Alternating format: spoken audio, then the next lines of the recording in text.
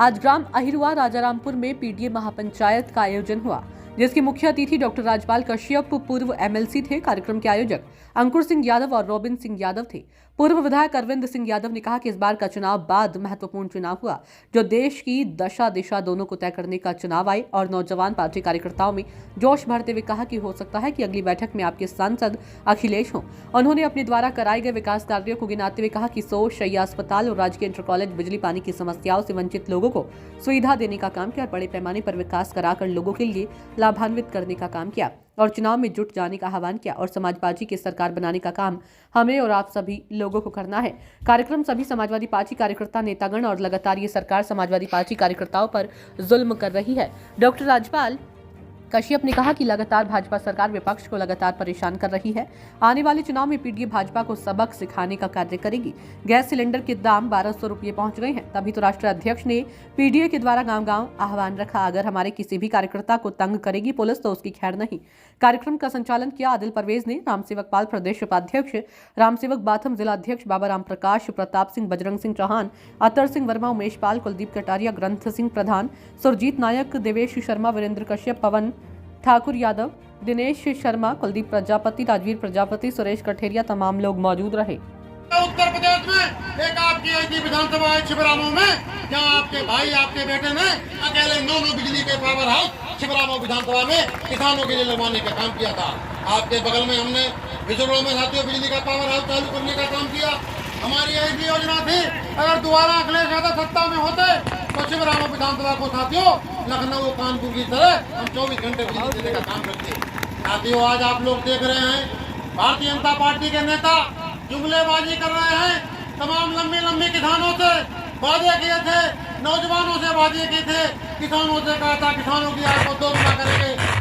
नौजवानों को बेरोजगार नौजवान है उनको हड़ताल को नौकरियां देने की बात की। तमाम भारतीय जनता पार्टी के नेताओं ने वादे किए थे आय को दोगुना करेंगे, सही है, महंगाई को कम करेंगे, बेरोजगारी खत्म करेंगे। लेकिन साथियों हम आपको बता रहे हैं कि भारतीय जनता पार्टी की सरकार किसानों के प्रति कतई बिल्कुल जवाबदेह की नहीं साथियों है। आज ये सरकार भारतीय जनता पार्टी की सरकार देश के जो बड़े बड़े पूंजीपति हैं, टाटा हो, अडानी हो, अंबानी हो और तमाम एक दर्जन ऐसे बड़े घराने हैं, जनता पार्टी की सरकार चल रही है। किसानों को कर्जा साथियों माफ नहीं किया, किसानों की आय को दोगुना नहीं किया। आज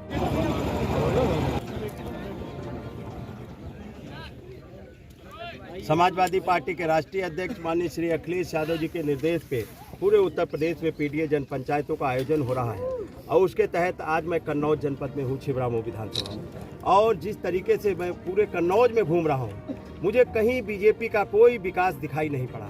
जहाँ भी जिस सड़क से निकल रहा है वो सड़क माननीय अखिलेश यादव जी ने अभी जहाँ भी विकास, पानी की टंकी से लेकर जो दिखाई पड़ रहा, सोलर प्लांट से लेकर अस्पताल से लेकर और जो कुछ दिखाई पड़ रहा है, एक्सप्रेसवे से लेकर सब माननीय अखिलेश यादव जी का विकास दिखाई पड़ रहा है। बिजली भी जो आ रही वो माननीय अखिलेश यादव जी की देन है। लेकिन बीजेपी के लोग बड़ी बड़ी बातें करते हैं। यहाँ के सांसद पुलिया बनवाने तक की हैसियत में नहीं है और वो बड़ी बड़ी बातें करते हैं। तो इसी तरीके से बीजेपी के सभी नेता बड़ी बड़ी बातें, इन्होंने तो गांव जो गोद लिया उस गांव में कोई विकास नहीं हुआ। माननीय अखिलेश यादव जी ने तो पूरे कन्नौज को गोद लिया, हर गांव गली सड़क सब बनवाने का काम किया। पंडित जनेश्वर मिश्रा जी के योजनाओं के तहत गाँव का विकास कराया, लोहिया के गाँव के तहत लोहिया गाँव विकास किए और साथ ही साथ में सर्वांगीण विकास करके यहाँ पे एक मॉडल पेश करने का काम किया। और ये लोग बड़ी बड़ी बातें हाँकने का काम बीजेपी के लोग करते, लेकिन धरातल पे कोई विकास नहीं है।